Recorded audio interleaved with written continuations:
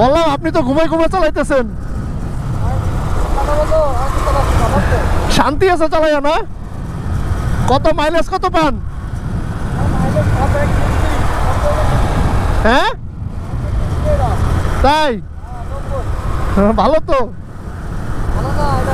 ভালো না তাই?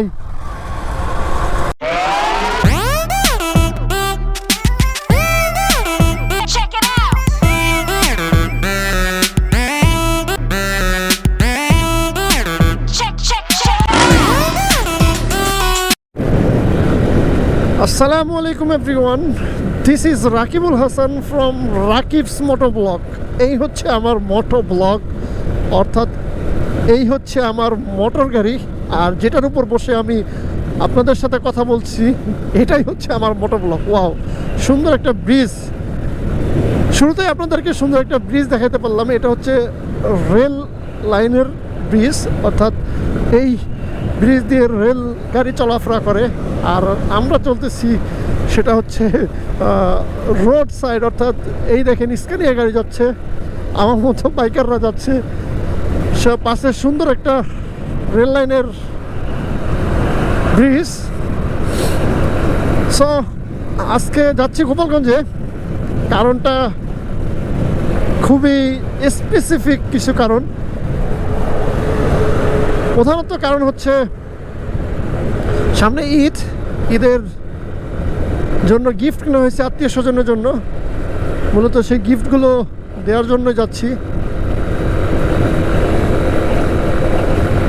সো চলেন, আজকের আবহাওয়া তো অনেক সুন্দর, বাইক রাইড করতেও ভালো লাগতেছে। আপনাদের সাথে কথা বলতে নিশ্চয়ই আরও বেশি ভালো লাগবে। সো সামনে আগাই আর আপনাদের সাথে কথা বলি। অনেকদিন পরে মাওয়ারোডে রাইড করতেছি। আবহাওয়াটা এতই ভালো যে রাইড করতে অসম্ভব সুন্দর লাগতেছে। আর সুন্দরের থেকে বড় কথা হচ্ছে রাইড করতে একটা আনন্দ পাচ্ছি।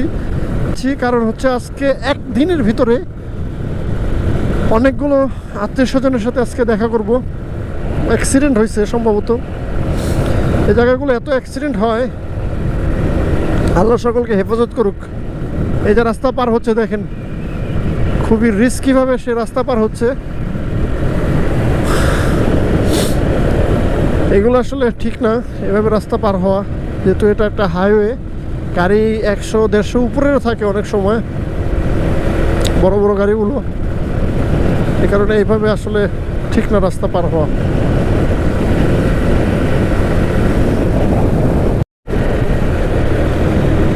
সামনে একটা স্কুটি আছে, স্কুটিটা সেই স্পিডে টানতেছে। চলেন স্কুটিওয়ালার সাথে দেখি একটু মজা নেওয়া যায় কিনা।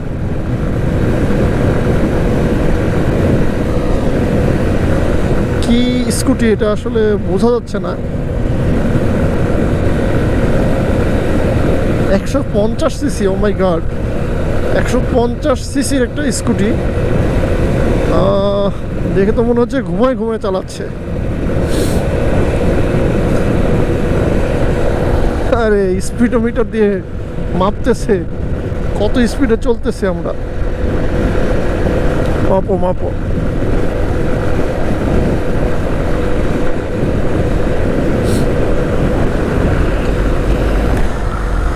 একটু মজা নেওয়া যাক ভাইয়ের সাথে।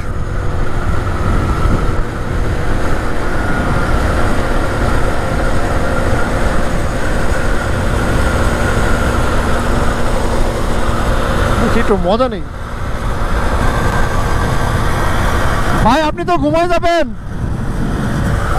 আপনি তো ঘুমায় যাবেন যেমন চালাইতেছেন আস্তে আস্তে। বললাম আপনি তো ঘুমাই ঘুমাই চালাইতেছেন। শান্তি আছে চালাইয়া না? কত মাইলেজ কত পান? হ্যাঁ তাই? ভালো তো। ভালো না তাই?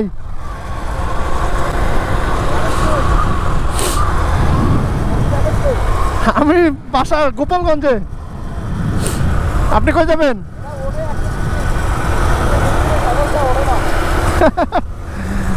না দেখে মনে হচ্ছে খুব আরামে চালাইতেছেন। ওকে ভাই, আল্লাহ হাফেজ।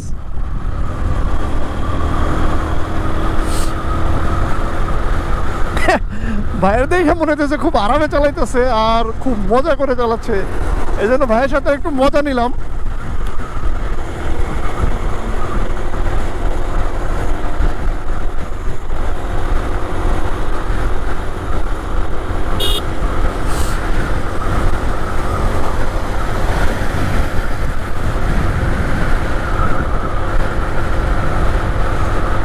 আজকে মাওয়ার রোড ভিউটা কিন্তু অস্থির, মানে অসাধারণ রোড ভিউ।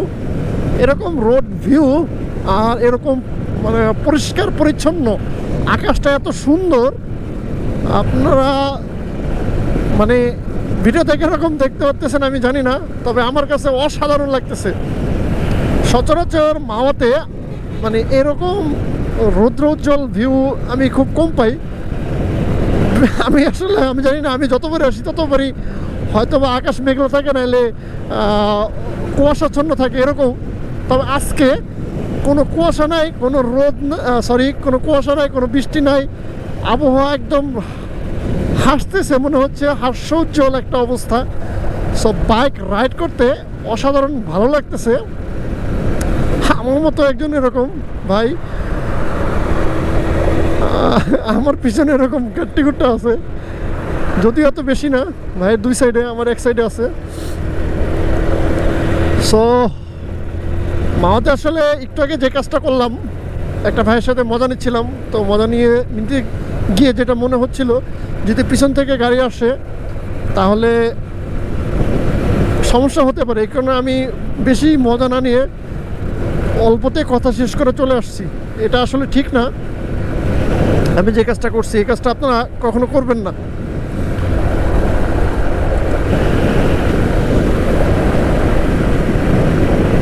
ওয়াও, সুন্দর ফুলগুলো ফুটতেছে।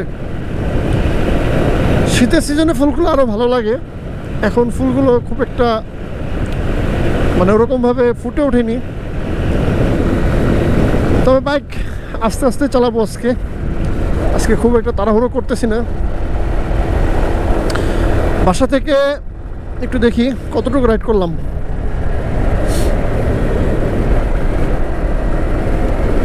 ও মাই গড, আজকে অলরেডি 90 কিলোমিটার রান করে ফেলছি বাসা থেকে এ পর্যন্ত। বেশ ভালোই রাইড করছি মনে হচ্ছে, যদিও আজকে ঢাকার ভিতরে ঢুকিনি, আজকে রোহিতপুরের ভিতরে আবদুল্লাপুরের যে রাস্তাটা, আবদুল্লাপুর দিয়ে বের হয়েছি। তবে দুঃখের বিষয় হচ্ছে আবদুল্লাপুর থেকে বের হয়েই একটা অ্যাক্সিডেন্ট দেখলাম। একটা সিএনজিতে 3 জন লোক ছিল, 3 জন লোকই একবারে মানে রাস্তায় শুয়ে আছে, অবস্থা খুবই আশঙ্কাজনক, দেখে খুবই খারাপ লাগলো। মাওয়াতে আসলে এরকম সচরাচর দেখাই হয়, আর দেখলে মানে মাথার ভিতরে অন্যরকম একটা চিন্তা কাজ করে। জানি না, আল্লাহ হয়তো যার মৃত্যু যেখানে রাখছে সেখানে মৃত্যু হবে, এটাই স্বাভাবিক। তবে আশা করি আল্লাহ সকলকে সহি সালামতে নিজ নিজ গন্তব্যে পৌঁছানোর তৌফিক দান করুক, সকলে আমিন বলেন। তো সিএনজিতে 3 জন লোক ছিল, 3 জন লোকই একবারে মানে রাস্তায় শুয়ে পড়ছে, রক্তাক্ত অবস্থা। উল্টো দিক থেকে সিএনজিটা যাচ্ছিল, আর আবদুল্লাপুর থেকে উল্টা না গিয়ে উপায় নেই, উল্টা না গেলে একদম অনেকখানি রাস্তা ঘুরে তারপরে আপনার হাইওয়েতে উঠতে হবে। অর্থাৎ যে আমি যে মেন হাইওয়েতে আছি এটা, আর 500 রাস্তা, তো ওটা দেখতেই পাচ্ছেন, এটা 500 রাস্তা। সব পুলিয়া বাজার 7 কিলোমিটার। আমি আসলে যাব এখন কালামির্ধা, অর্থাৎ আমার ফুফু বাড়িতে, ছোট ফুফু বাড়ির ছোট ফুফুদের জন্য গিফট কেনা হয়েছে ঈদের, মূলত এ কারণেই যাচ্ছি। আর আমি নট অনলি ফুফু, খালা, মামা, মামি, সরি দুঃখিত, আমার ছোটো মামা মারা গেছে কিছুদিন আগে, এই জন্য মামা মামি আর হচ্ছে বাচ্চা কাচ্চার জন্য কিছু গিফট কেনা হয়েছে ঈদের। আর কাকা কাকি আছে গ্রামে, ওনাদের জন্য গিফট কেনা হয়েছে। এরপরে আরও শ্বশুরবাড়ি আছে, শ্বশুরবাড়ির জন্য গিফট কেনা হয়েছে। সো এ কারণেই বাড়িতে যাওয়া। আর এই কারণে আমি পুলিয়া বাজার দিয়ে কালামির্দা যাব। সো পুলিয়া বাজার দিয়ে আমি কালামির্দা রাস্তাটা খুব একটা মানে পরিচিত না, একবার হয়তো যাওয়া হয়েছে, এই কারণে আমাকে গুগল ম্যাপ ইউজ করতে হবে।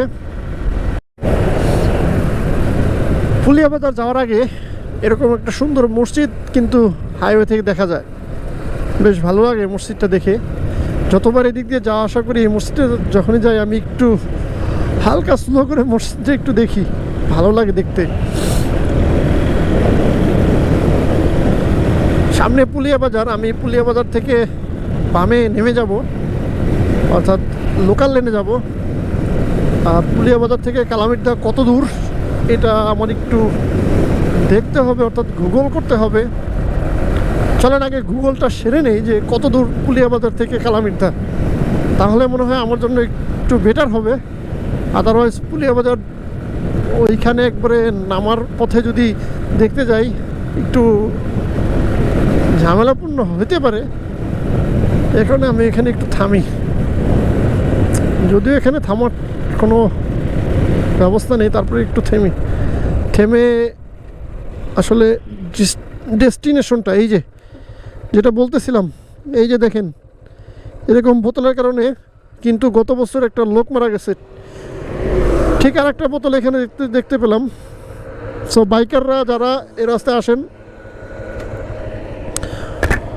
অবশ্যই একটু সাবধানে বাইক রাইড করুন। এরকম বোতল বা এরকম অনেক কিছুই রাস্তার উপর ফেলে দেয় মানুষগুলো আসলে সচেতন হওয়া উচিত। গাড়ি থেকে যারা এরকমভাবে ছুঁড়ে ফেলেন এরকম বোতলগুলো কিন্তু অনেক সময় মানে বাইকারদের জন্য ক্ষতির কারণ হয়।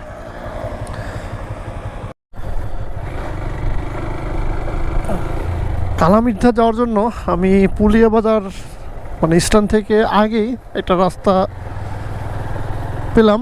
এখানে যদিও হাইওয়ে থেকে কাটা ছিল জায়গাটা, এই জন্য রাস্তাটা পেলাম। সো এই রাস্তা দিয়ে যাচ্ছি, গ্রামের রাস্তা, আস্তে ধীরে যেতে হবে, প্রায় 10 কিলোমিটার বললো। সো রাস্তা ভালো থাকলে আসলে খুব একটা সমস্যা হবে না। ওয়াও, সুন্দর লাগতেছে না? দুই পাশে গাছ, মাঝখান দিয়ে আমি যাচ্ছি, জায়গাটা অসাধারণ লাগতেছে। রাস্তা মেবি খুব একটা ভালো না,